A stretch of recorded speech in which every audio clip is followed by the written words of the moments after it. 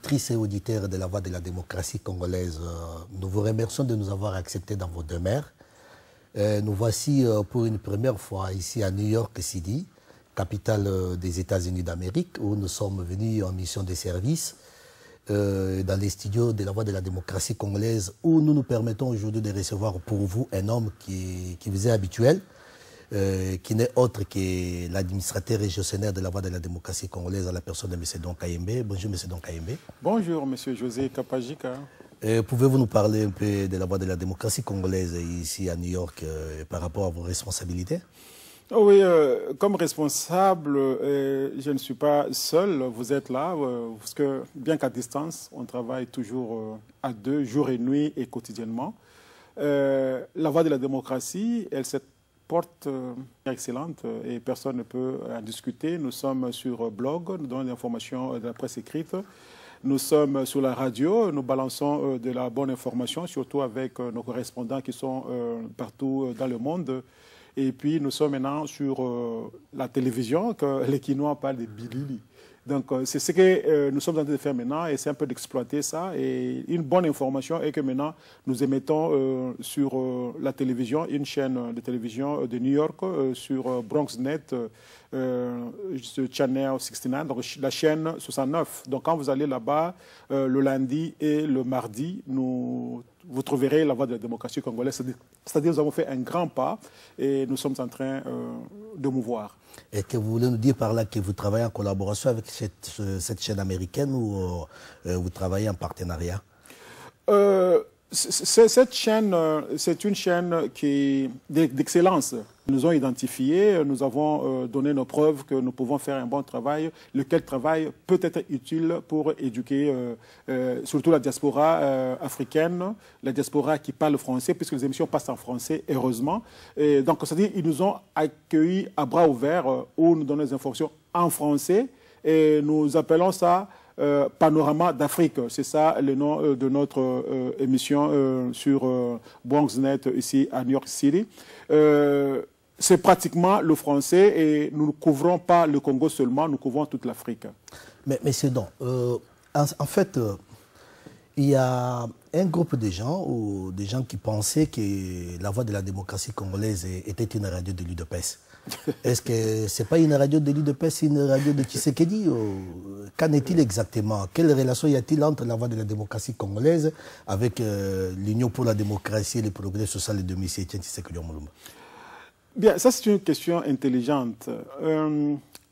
Quand cette radio d'abord, c'était un groupe de combattants de l'UDPS qui se sont mis ensemble, ont constaté le manque criant d'une presse qui pouvait véhiculer l'information du parti. Donc on voulait doter le parti d'un média moderne qui pouvait couvrir tout le monde. Et évidemment, quand on a commencé, tout le monde de l'UDPS était content, sauf un groupe de gens qui ont vu que, non, ces gens, quand ils vont faire ça, ils vont prendre donc le crédit et tout ça. Ils ont commencé à combattre la radio. Bon, quoi de bon de se retirer, parce qu'on recevait l'appui d'aucune personne. Nous donnons le meilleur de nous-mêmes, nous mettons à la disposition du parti ce que nous connaissons, mais on commence à nous combattre. Qu'est-ce qu'on a fait? On s'est retiré tout bonnement. On évolue dès lors. Ce n'est pas que vous indépendant. Ce n'est pas que vous êtes usurpé à arracher un outil qui a été créé avec un groupe des autres, comme vous venez de le dire, pour s'en accaparer, vous, messieurs, votre collaborateur? Oui, bon, on peut dire n'importe quoi. Nous avons commencé comme un groupe. Et vous savez, toujours, nous, les Congolais, quand une histoire commence en groupe, vous verrez que les gens sont des figurants. Donc, ils veulent qu'on leur donne des rapports, mais ils ne font rien. Mais peut-être, je n'aimerais pas entrer encore plus en détail. C'était un problème vraiment de qui fait quoi. Et surtout, malheureusement, les Congolais veulent être toujours des chefs. Donc, c'est comme qui dirait, il y a certaines personnes qui sont à la cuisine et d'autres sont au salon. Bon, à un certain moment, bon, il y a eu aussi cette crise-là. Il y a parmi les gens avec qui on a commencé, ils étaient tellement politiques, donc ils sont allés avec le CDPS. Et donc il y a un groupe qui est resté à l'UDPS et nous avons dit non, en tant que média, on ne peut plus encore amener ça dans un parti politique. On reste indépendant. C'est comme ça que la voix de la démocratie congolaise, votre chaîne, est totalement indépendante, gérée par Don Kayembe et José Kapajika. Deux seulement, et avec des correspondants partout au monde. Mais c'est donc, c'est vrai, vous êtes à New York, vous travaillez, vous n'êtes pas chômeur, vous travaillez dans un centre hospitalier de la place dont vous êtes cadre, et vous pouvez vraiment nous confirmer qu'avec l'argent, le revenu de votre salaire, que vous arriviez à gérer cette radio, parce qu'il y a aussi d'autres personnes qui ont dit que M. Don Kayembe a reçu l'argent du pouvoir, et qu'il a été infiltré par les gens de Kabila, c'est lui qui qui finance la voie de la démocratie congolaise. Qu'en est-il exactement? Est-ce que c'est avec vos propres moyens de bord que vous gérez cette radio? Vous savez, si vous voulez aller loin, il faut préparer votre monture. Donc il faut des sacrifices. Sûrement, ce n'est pas facile, et surtout quand les gens attendaient beaucoup des émissions de nous. Donc la connexion, surtout, on devrait avoir l'information. Nous ne cherchons pas les gens qui spéculent. Quand on parle qu'il y a une information, on va à la source. Donc si c'est Kinshasa, on doit se connecter avec la personne à Kinshasa. Sur son portable, la personne parle. C'est beaucoup d'argent. Donc les gens, quand ils reçoivent l'information, c'est bien, mais ils ne savent pas dans quelles circonstances on a eu cette information. Ce sont des sacrifices. Et je dis à tout le monde qui nous suit actuellement, cet argent vient de nos poches. Il arrive des fois qu'à la maison, je peux manquer quelque chose. Je dis non, écoutez, j'ai fait des connexions pendant le mois passé ou bien 2 mois. José, j'appelle José, qui est le directeur de programme à partir de Stockholm. Alors, est-ce que vous pouvez prendre aussi les connexions de ce mois? Alors, encore, ce sont des centaines de dollars qu'on va mettre en place pour la connexion. Donc, il n'y a personne. Ceux-là du pouvoir, ceux qui sont au pouvoir, ceux qui sont de l'opposition, que quelqu'un mette son doigt en l'air pour dire que non, j'ai financé Don Kayembe. Oh bon, vous avez compris, chers auditeurs et auditrices, que la voix de la démocratie congolaise, c'est une chaîne de télévision qui fonctionne avec les moyens de bord de l'administrateur, gestionnaire et du directeur des programmes, vos serviteurs. Donc, sans ces deux personnes, exactement, cette radio ne peut pas fonctionner. Nous ne recevons des subventions d'aucune personne. Pour ceux-là qui pensent que nous recevons de l'argent de gauche à droite, vous êtes aujourd'hui fixés que la voix de la démocratie congolaise ne reçoive rien de personne. Et en plus, ce n'est pas une radio d'un parti politique. Mais ce Don Kayembe, aujourd'hui, votre directeur de programme à New York. Oui. Quelle joie! Il est à New York et dans le studio de la voix de la démocratie congolaise pour une première fois. Quelle joie! Il faut souligner qu'on s'est connus sur Internet. Ah bon? Quand on a commencé à travailler sur cette radio, donc... Ce n'est pas votre ami d'enfance avec qui vous avez grandi à Lubumbashi ou à l'université? Je l'ai dit que l'Internet a réduit le monde en un village. Donc, on s'est connus avec le directeur du programme José Kapajika, d'abord comme membre de l'UDPS. Donc, quand on était actifs d'abord comme les hommes politiques, pas des politiciens, hommes politiques. On s'est connus sur Internet, avec la magie de l'Internet, comme je disais, sur Skype. On se voyait chaque jour pendant 7 ans. Donc, on s'est parlé sur Skype quotidiennement. Et ce qu'il faut signaler est qu'il y a un décalage horaire entre Europe et États-Unis. Donc, entre Stockholm, où le directeur du programme vit, et New York. Donc, quand je veux travailler, je reviens à la maison, j'arrive vers 18h30, 19h. Donc, il est minuit ou bien 1h du matin à Stockholm. Le directeur du programme va m'attendre, on se voit, on se parle, on se fixe de ce que sera la radio demain. Bon, maintenant, quand il y a eu cette annonce que non, nous devons maintenant évoluer en travaillant pour essayer un peu de mettre certaines histoires en place, alors on s'était dit non, le directeur du programme va voyager sur New York. Et quand on s'est vu, mais on dirait c'est l'ange qui est tombé du ciel. Et on s'est vu, on travaille comme si on se connaissait depuis longtemps. Et bien sûr, on s'est connus par Internet. Mais vraiment, c'est une joie. Et ça montre déjà que nous sommes unis et dans l'âme et dans l'esprit. Oh oui, c'est une joie que je n'aurai pas de commentaires à faire. Lorsque j'ai rencontré aussi de mon côté, de ma part, lorsque j'ai rencontré les directeurs, l'administrateur gestionnaire, c'était une joie immense de rencontrer cette personne avec qui nous parlions chaque jour de 1h du matin à 3h, voire 4h du matin, heure de chez moi. C'était un sacrifice énorme que d'autres personnes ne pouvaient pas tenir. Monsieur Don, vous venez de le dire que vous aviez connu votre collaborateur José Kapajik au moment où vous étiez encore membre de l'UDPS, ce qui veut dire que quelque part vous avez aussi une coloration politique. Clairement.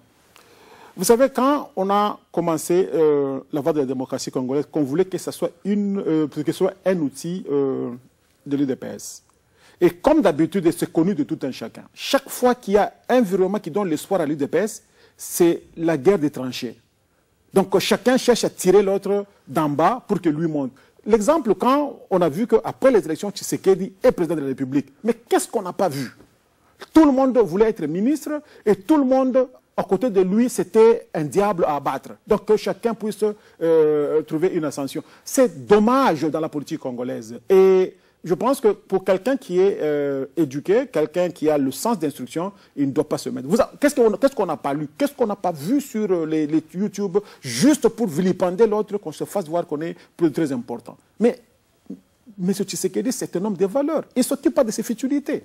Donc tout le monde se bat pour que, non, moi, c'est moi, je vais montrer au président que c'est moi qui fait ça. Moi. Et, non, c'est trop bas. Pour dire que la politique n'est pas un bon jeu, c'est un jeu sale. La politique est un jeu sale, qu'on ne peut pas s'y mêler, mais vous y étiez quand même. J'y étais, et bien que j'ai fait le média, que je suis dans le domaine médical, je m'intéresse. Si vous ne vous intéressez pas à la politique s'occupe de vous. Je suis donc de plein pied dans la politique, je suis très actif de connaître les histoires du pays. Eh ben, je ne pourrais pas dire que je ne m'occupe pas de la politique. Je suis dans la politique congolaise, mais je ne suis pas politicien. Voilà. Mais c'est donc, nous avons vu M. Etienne Tshisekedi Omulumba, président de l'UDPS, aux Nations Unies, reçu par le secrétaire général Ban Ki-moon, aux Nations Unies, ici à New York. Il y a eu beaucoup d'encre et de salive qui ont coulé là-dessus. Il y a des gens qui ont dit c'est la représentation de l'UDPS. Et il y a d'autres personnes qui nous ont fait entendre ce sont les démarches personnelles qui ont été amorcées par Don Kayembe et que c'est grâce à lui qu'il a su arracher un rendez-vous auprès du secrétaire général avant de ramener les dossiers auprès de la représentation. Est-ce que vous pouvez confirmer cela? Je pense que cette histoire a fait couler, donc, comme on dit, les honnêtes ont chauffé. Encore une fois, je n'aime pas entrer dans les polémiques. Okay, non, ce n'est pas un problème de polémique. Si vous faites quelque chose. Mais c'est donc, moi, je vous dirais une chose. Moi, je ne suis pas comme M. Etienne Tshisekedi. Dès que vous faites quelque chose de bien, il vous dit le peuple se reconnaîtra en vous. Mais moi, je suis de ceux-là qui encouragent, qui disent merci, félicitations pour ce que vous avez fait comme travail. Mais pour votre gouverneur, dès que nous sommes sortis chez Ben Ki-moon, il m'a dit, j'ai appris que c'est vous qui avez organisé, merci beaucoup. Ça, c'est pour la première fois. Bon, pas pour la première fois, mais en tout cas, je me suis senti flatté que le président Tshisekedi, il m'a salué. Donc, j'ai appris que c'est vous qui avez organisé ça. Merci beaucoup. Donc, c'est pour le bien du pays. Donc, ce que je viens de dire, de toute façon, c'est pour la petite histoire. Oui, j'ai appelé personnellement la secrétaire du secrétaire général. Et cette femme... vous la connaissez? Vous avez des relations avec elle? Je l'avais rencontrée plusieurs fois à l'ONU. J'y vais souvent à l'ONU. J'ai dit, écoutez, nous avons un problème, les élections se préparent, il y a beaucoup de confusion. Nous avons notre président, Etienne Tshisekedi, qui est aux États-Unis. Est-ce qu'il peut être reçu par le secrétaire général? Elle m'a dit non, il était depuis 3 semaines et qu'il rentrerait la semaine qui suivait et que M. Tshisekedi devrait partir le lendemain, donc la semaine qui suivait, au Canada. J'ai dit non, et que quand il arrive, est-ce que vous ne pouvez pas envoyer les dossiers, parce que quand il arrive, s'il apprécie et qu'il trouve bon de parler avec M. Tshisekedi, ça va, puisque M. Tshisekedi est ici jusqu'au le lendemain du jour qu'il nous a donné rendez-vous. Elle a dit ça va, je vais essayer. 3 jours après, elle m'appelle sur mon portable pour me dire non, ça va, le dossier est accepté. Alors nous voulons une lettre officielle du parti. C'est alors que j'appellerai le représentant de l'UDPS aux États-Unis. J'ai dit, écoutez, j'ai fait la démarche, ça. Non, non, non, j'avais déjà écrit. J'ai dit, si vous avez écrit, la lettre n'a jamais été reçue. Alors, au lieu de nous mettre en train de dire qui a fait quoi, est-ce que vous pouvez écrire la lettre? Voilà le fax. J'avais le fax du secrétaire général. Voici le fax, faxé tout de suite là. Et c'est un type bien, il a faxé la lettre. La femme m'a appelé, non, donc je viens de recevoir la lettre. Donc j'ai dit, ok, ça va. Alors le lendemain, j'avais une mission à Albany, c'est la capitale de New York. J'étais au département de la santé où j'avais une réunion là-bas.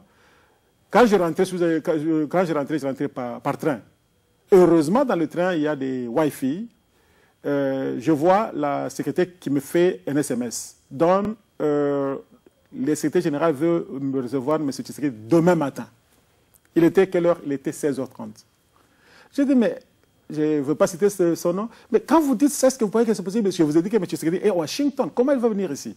Il dit, non, je vous demande, si vous voulez qu'il soit reçu, c'est demain à 9h.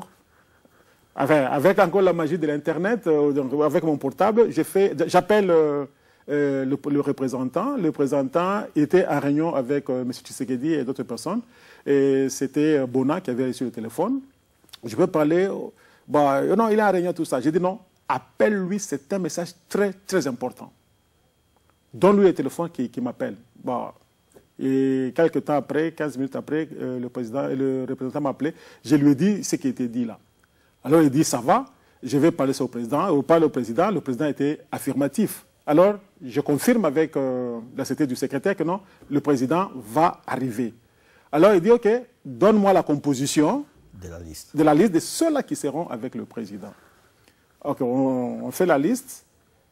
On avait besoin de 6 personnes. J'ai vu une liste de 6 personnes on me dit ça. J'ai dit alors, au lieu de m'envoyer, parce que moi je suis dans le train, je ne saurais pas faire ça parce qu'il faut faire des macarons pour recevoir là-bas. Faxer directement les noms là-bas. On a faxé les noms, on a reçu les noms et puis la série m'appelle, non, donc il n'y a pas ton nom sur la liste. J'ai dit, oh, ok, ça va. Donc ils ont fait la liste sans la personne qui a fait les démarches. Oui. Bon, comme d'habitude. Oui, alors j'ai dit, non, ça va, cela ne dérange pas, pourvu que vous receviez M. Tshisekedi. Non, non, c'est toi qui fais les démarches. Voulez-vous qu'on reçoive les gens qu'on ne connaît pas? Donc tu dois assumer ta responsabilité. Alors j'ai dit, non, mettez-moi sur la liste, pas comme la délégation de presse, mais comme la presse. C'est comme ça qu'on m'a mis sur la liste comme la presse. Et j'étais là-bas.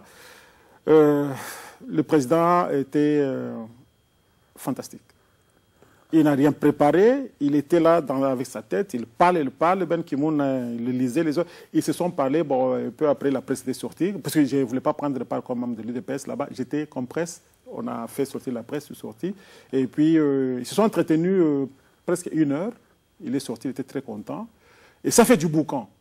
Au niveau de l'ambassade du Congo, non, comment on a reçu un opposant, ça. Donc ça fait du boucan, mais tout a été consommé, tout a été reçu. C'est la première fois dans l'histoire de l'ONU qu'un opposant soit reçu en lieu et place d'un gouvernement. Ok, c'est la première fois qu'un opposant soit reçu aux Nations Unies par la magie et par le seul engagement de Don Kayembe, le président de l'UDPS a été reçu. Don Kayembe, combattant de l'UDPS à New York. Don Kayembe, combattant de la diaspora à New York. Nous avons vu Don Kayembe filmer les manifestations des combattants dans le cadre du média, dans le cadre de la voix de la démocratie congolaise. Don Kayembe, êtes-vous combattant? Quelle est la santé des combattants de la diaspora new-yorkais? À l'instar de tous combattants à travers le monde, ils sont très actifs, mais j'aimerais épingler que je ne suis pas combattant. Donc Kayembe du média, Kayembe scientifique, comme vous l'avez dit. Le combat qu'on parle, puisque nous avons commencé, c'est vrai, j'étais au four et au moulin, dans l'esprit de la libération du pays, puisque les histoires ne marchaient pas. Mais je vois qu'à un certain moment, on faisait ces manifestations, et surtout depuis 2002. C'était très fréquent, c'était bien. Bon, maintenant, quand nous sommes arrivés vers 2010, après les élections, et quand maintenant c'est tout le monde qui voulait se faire combattant, tout le monde voulait se faire responsable, alors ça commençait à sentir mal, puisque c'était maintenant encore comme à l'UDPS, la guerre entre les Congolais. Donc, quand vous faites quelque chose, vous êtes mauvais. Quand quelque chose semble marcher, non, Yete, Zangai, oh, c'est moi qui est l'organisateur, ce n'est pas... Il y a eu beaucoup d'histoires que je n'aimais pas. J'ai dit non, j'ai de bonnes choses à faire que faire ce que les gens font là-bas. Puisqu'ils commençaient à répéter. Donc quand par exemple, ils apprennent qu'au Canada, on a bloqué la route, c'est de New York qui veulent bloquer la route aussi, c'est de Paris qui veulent bloquer la route, c'est la monotonie. Donc il n'y avait rien, donc on ne voyait pas la progression, on voyait l'imitation. C'était vraiment trop bas.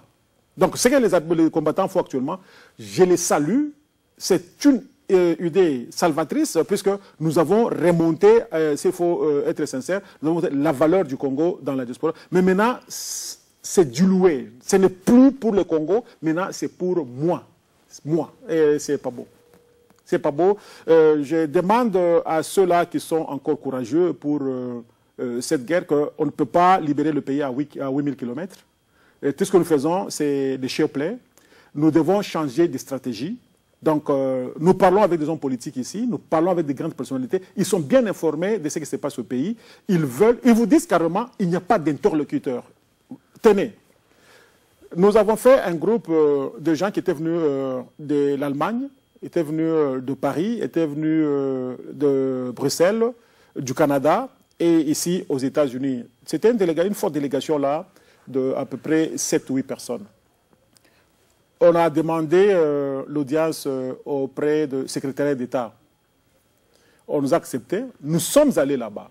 On nous a reçus à l'heure qui était prévue, avec notre délégation qui était composée des gens qui sont venus de partout.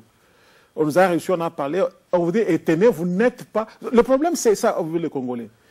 Avant vous, il y avait un groupe de Congolais qui était venu parler la même chose. Maintenant, c'est vous, vous parlez la même chose.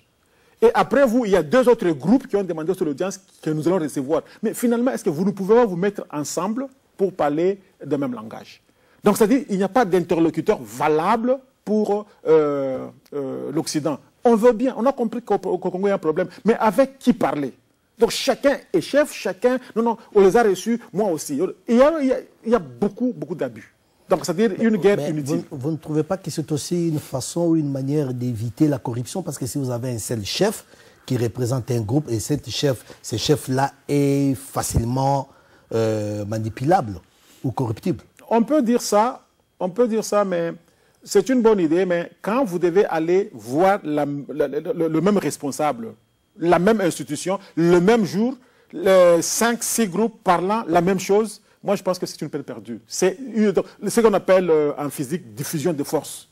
Quand vous mettez ensemble, non, ces gens, ils sont unis. Et quand vous lisiez là, vous m'avez posé la question, quand vous avez vu ce que les Américains disent, même sur leur monnaie, United we stand. Quand nous mettons ensemble, nous devenons forts.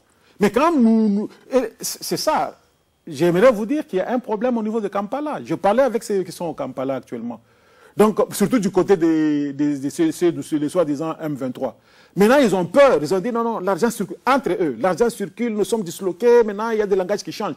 Voilà comment un Congolais... Il faut Naloba, pour ceux qui sont corruptés, qu'on les corrompe. Alors maintenant, et puis c'est fini. Non, nous disons ceci. Mettons-nous ensemble, peut-être pour ne pas avoir un seul chef, mais quand il faut aller voir une grande personnalité, faisons l'union. Allons parler avec des gens qui sont très importants. Je vais ajouter une chose. Vous avez vécu, il y a 2-3 mois, il y avait Louis Michel qui était intercepté à l'Union européenne par les Congolais. J'ai bien compté, ils étaient 6, dont 2 femmes et 4 hommes. Ils parlaient tous à la fois et ils voulaient exprimer... Non. Il y a un principe de communication qui dit, si dans une salle, 2 personnes parlent à la fois, l'une d'elles est impolie. Louis Michel s'est retiré de là où il était, il est allé vers ces gens. Vous voulez parler avec moi? Si vous voulez parler avec moi, vous pouvez parler tous à la fois. Venez, on s'aime, on parle. Et quand, chaque fois Louis Michel ouvre la bouche, ils insultent. Oui, finalement, vous voulez qu'il vous écoute? Vous voulez que vous l'écoutiez? Ou bien vous voulez l'insulter tout simplement? Est-ce que c'est la communication? Non, il y a un problème chez les Congolais. Et ce n'était pas une réaction spontanée par rapport à la personne, parce que vous connaissez du moins les rôles qu'a joué Louis Michel dans la situation qui s'est vue au Congo. Mais l'insulter ne résout pas le problème. Il a joué le rôle qu'il a joué. Maintenant, quand vous avez une occasion de le trouver en face, il vient, il dit non, je vais vous parler. Allez avec ce monsieur à côté. Dites-lui ce qu'il a fait, ce que vous n'aimez pas. Mais ce n'est pas en criant tous à la fois, ce n'est pas en l'insultant que vous allez trouver le gain de cause. Vous venez de soulever un point, M. Kayembe, en disant que vous êtes en contact avec ceux-là qui sont en Ouganda, à Kampala. Qu'est-ce que vous voulez dire par là? Vous êtes en contact permanent avec les gens du M23? Êtes-vous du M23? Pas permanent, j'ai dit et je le répète, je suis du média. Donc, comme vous êtes là, quelqu'un peut m'appeler. Non, écoutez, j'ai eu le numéro de José Kapajika, il est à Washington, est-ce que vous pouvez l'appeler? Je reçois, quand les Congolais viennent, ou bien, il y a même, quand vous voyez beaucoup des émissions, ce sont les Ouest-Africains. Quand, par exemple, Soro vient ici, quand quelqu'un, on m'appelle toujours. Non, Ngoye Mulunde est à Washington, et le numéro c'est ça. Et, par exemple, un vient, ceux-là qui les trouvent, on m'appelle souvent, même à minuit, même à 1h du matin. Non, tel, on a vu tel, on a eu son numéro, tu peux l'appeler. Moi, je n'aime pas le média polémique. Mais pour ce qui concerne Kampala, j'étais très soucieux, puis je voulais savoir où est-ce qu'on va. C'est comme ça que j'ai appelé, je voulais faire une émission. J'ai appelé dans le cadre de faire une émission avec quelqu'un qui était sur place. Bon, quand la personne me parle, je sentais que ce qu'il dit, ce n'était pas positif. Puisque moi, je suis là pour faire progresser le pays. Donc quand quelqu'un me parle des histoires, la guerre, pour moi, vous ne passez pas sur notre média. Moi, je voudrais que le Congo avance, je voudrais que la paix revienne au Congo. Quand vous avez un langage de médias, vous n'êtes pas dans mes collimateurs. Si vous voulez faire des émissions avec les gens qui parlent le langage comme mon éditeur de programme, José, vous pouvez parler des armes, oui, pas avec moi. Ok, M. Don Kayembe. Nous avons appris que Bosco Ntaganda a été arrêté. Oui. Il s'est trouvé présentement dans les geôles de la CPI. Yeah. Il a comparu devant le juge pour lui être signifié ce qui lui est reproché. Bosco Ntaganda qui dit qu'il est né au Rwanda, grandi à Kinshasa, ou grandi au Congo, mais il ne parle pas lingala, il ne parle pas swahili, il parle Kinyarwanda. Que pensez-vous de Bosco Ntaganda? Par le fait seulement de dire qu'il ne parle pas swahili, il ne parle pas lingala, mais il est congolais, il ne parle aucune langue du Congo, et au même moment, le tribunal confirme qu'il est rwandais. Non, écoutez, c'est encore ça le problème que moi j'appelle des polémiques. Bosco Ntaganda, j'ai suivi, c'est le même jour-là, et moi j'ai suivi en direct et j'ai mis les images directement sur notre site le même jour. Il dit qu'il était né au Rwanda, qu'il a grandi au Congo. Bon, ce qui sous-entend qu'il a étudié au Congo, mais après mes recherches, ce monsieur n'a jamais étudié, il n'a aucun papier scolaire. Donc pour dire, si on présageait qu'il parle français, il ne peut pas parler français parce qu'il n'a jamais été à l'école, il n'a pas appris, il n'a pas terminé l'école primaire. Donc c'est-à-dire, pas même secondaire pour parler des diplômes d'État. Donc c'est-à-dire, on l'épargne de la langue française. Le Swahili, j'ai vécu dans le Kivu, le Swahili, c'est ça la langue régionale. Si ces messieurs, ces prévôts congolais, grandis au Congo, j'estime qu'ils devaient parler au moins le Swahili, qui est une langue vernaculaire et qui couvre tous les Kivu et les Maniema. Donc toute la partie est du Congo, on parle le Swahili. Mais si lui ne peut pas parler le Swahili, et il peut parler... est-ce que c'est son choix? Je ne sais pas. Est-ce qu'il ne sait pas parler Swahili? Je ne sais pas. J'estime, pour ma part, pour ne pas aller vite dans les besognes, laisser la justice faire son travail.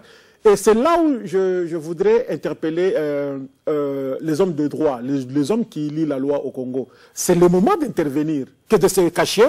Et quelqu'un qui vous dit des bobards, vous vous taisez. Non, non, Colette Bergman a dit, France Inter a dit. Mais vous, en tant que Congolais intellectuel qui possède la matière, qu'est-ce que vous dites? La voix de la démocratie congolaise, avec Don Kayembe, êtes-vous disposé aujourd'hui à répondre présent au dialogue congolais qui peut se tenir à Kinshasa si vous y êtes invité? Ah, ça c'est une bonne question. Bon, personnellement, là où il y a les Congolais qui se trouvent pour parler du Congo, je suis prêt à y aller, personnellement. Mais d'abord, présentez-moi l'objet. Et comme j'ai fait des émissions, vous m'avez suivi plusieurs fois, et il y a beaucoup d'analyses qui militent que ça sera Sun City 2, ça sera Kampala 1, Lusaka 2 et tout consort, Addis Abeba, partout ils ont voyagé. Quand ils partent là-bas, c'est pour le partage du gâteau, le pouvoir. Moi, je ne fais aucun effort pour être dans un gouvernement quelconque. Je fais un effort pour que ceux-là qui sont au pays, mes frères, mes soeurs qui souffrent, qui puissent retrouver la paix et qui puissent avoir le minimum vital à manger sur la table, de l'eau qui coule, de l'électricité permanente, puisque aujourd'hui on nous dit que bientôt là, le Congo sera connecté sur la fibre optique, qu'ils puissent avoir ne fût-ce qu'accès à l'Internet. Donc ce sont les histoires de base que je voudrais que ces gens aillent, qu'ils puissent avoir, puisque je n'envie pas d'être au Congo, parce que je me suffis ici. Mais quand on me dit que non, les gens se retrouvent pour parler du Congo, pour un développement du Congo, appelez-moi, je viendrai. Merci beaucoup, M. Donkayembe. Il y a eu des élections en 2011, 2 ans bientôt, où l'UDPS et d'autres groupes, d'autres partis politiques ont participé. Aujourd'hui, M. Tshisekedi s'est autoproclamé président de la République, comme l'a dit d'ailleurs M. Serge Ouello, qui est passé sur, je crois, Congo Mikili. Il y a eu une vidéo, il dit, d'ailleurs c'est avec mon téléphone que M. Tshisekedi s'est autoproclamé président de la République. C'est avec mon téléphone que j'ai appelé la presse internationale pour que le président Tshisekedi s'autoproclame président de la République. Ces élections ont eu lieu. M. Tshisekedi s'est autoproclamé président de la République. Ngoï Mulunda, par la magie de ces élections, il a proclamé l'autre personne, l'autre candidat vainqueur. Mais M. Tshisekedi, de son côté, il dit, écoute, lui, il a gagné les élections, il lui faudrait l'impérium et la vérité des urnes. À quand la vérité des urnes? 24 mois bientôt, jour pour jour. À quand l'impérium? Est-ce que cet impérium, cette vérité des urnes, verra bel et bien les jours un jour, ou ce n'est qu'une utopie? Oui, encore une fois, je pense que ce sont les histoires que les Congolais aimeraient bien travailler là-dessus. Vous savez, ce n'est pas interdit de rêver.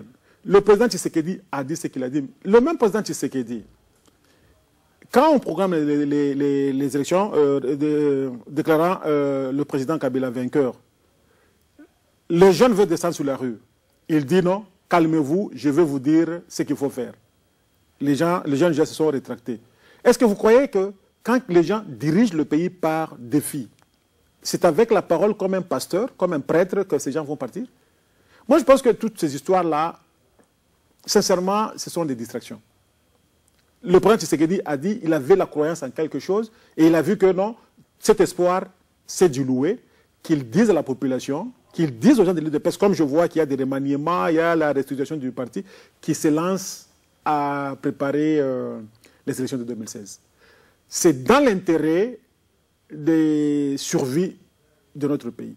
Plus nous nous cantonnons dans la position de l'opposition éternelle, de l'opposition du jour radicale, les gens qui sont au pouvoir s'enrichissent aveuglement. Ils deviennent riches dans cette confusion. Nous devons dire simplement, arrêtez, le pays doit fonctionner, faites des comptes. Mais si nous continuons, non, ils vous construisent une route de 1 km, ils vous disent qu'ils ont dépensé 5 milliards, et vous nous demandez, oh non, c'est quoi ça?